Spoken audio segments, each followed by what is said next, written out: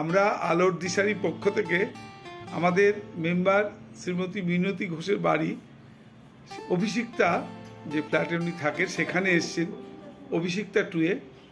তো আমরা আমাদের মেম্বারদের একটু খোঁজখবর রাখি, কেমন আছেন তারা, কিভাবে তাদের জীবনযাপন চলছে, যদি কোনো আলোর দিশারির পক্ষ থেকে কোনো সাহায্য করতে পারি। আমাদের সংস্থার প্রেসিডেন্ট ডক্টর সুজিত মল্লিক আছেন, তিনি পাশেই বসে আছেন। আমি ডক্টর মল্লিককে বলবো আমাদের সংগঠনের পক্ষ থেকে মিনতিদিকে আপনার যদি কিছু বলার থাকে বলুন। এমনি আমাদের সংগঠনটা তো হচ্ছে যে সিনিয়র সিটিজেনদের এবং তাদের পরিবারদের হেল্প করা, কতভাবে সাহায্য করা। তা সেই জন্যই আমরা মিনতি ঘোষ আমাদের পুরনো চিফ হুইপ ছিলেন, আমাদের খুব অনেস্ট এবং খুব কাছের মানুষ, খুব এফিশিয়েন্ট, একদম কাছের মানুষ। শুধু আমাদের মেডিকেলের নয়, মেডিকেলের বাইরের মমতাদি আর রুমাদি ওনারাও এসছেন, সারদা তো আগে মেডিকেলে ছিল। আমরা এসছি মিনতিদির কাছে বলতো মিনতিদি আমাদের সংগঠন থেকে কিরকম কোনো সহযোগিতা যদি চান, আমরা তো জানি না আপনার কিরকম সহযোগিতা লাগবে, আমরা করতে ইচ্ছুক। অবশ্যই স্যার। প্রথম কথা হচ্ছে যে কথা বলা, বিনোদীদের এখন এই কুকুরটা ছাড়া কেউ কথা বলার নেই। কথা বলা বলতে আমার বৌমা তো ওখানে থাকে চন্দ্রকোনাতে কলেজে পড়ায়। আচ্ছা, ও পিএইচডিটা কমপ্লিট করে নিল। ওই সপ্তাহ উইকেন্ড আসে, ধরুন যখন যেমন বৃহস্পতিবারে কলেজ থেকে বৃহস্পতি শুক্র শনিবার যেমন যেমন হয় আসে।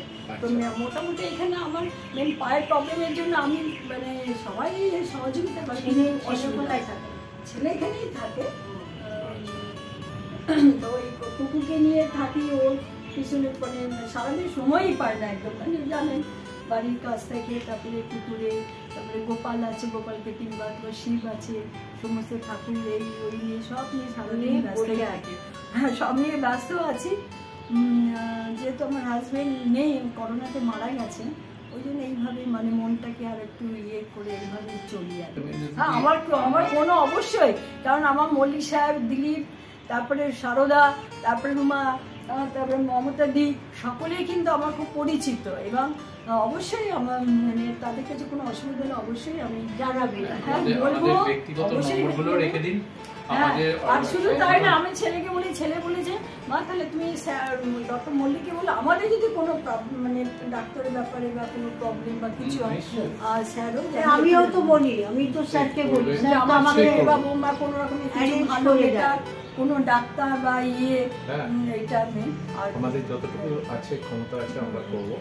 এবং আমাদের একজন বাইপাসে থাকেন, আমাদের রিটায়ার্ড চিফ হুইপ, তার উইথ কার্ড হয়নি, এটা হচ্ছে রেলের প্রশাসনের একটা দুঃখজনক ব্যাপার।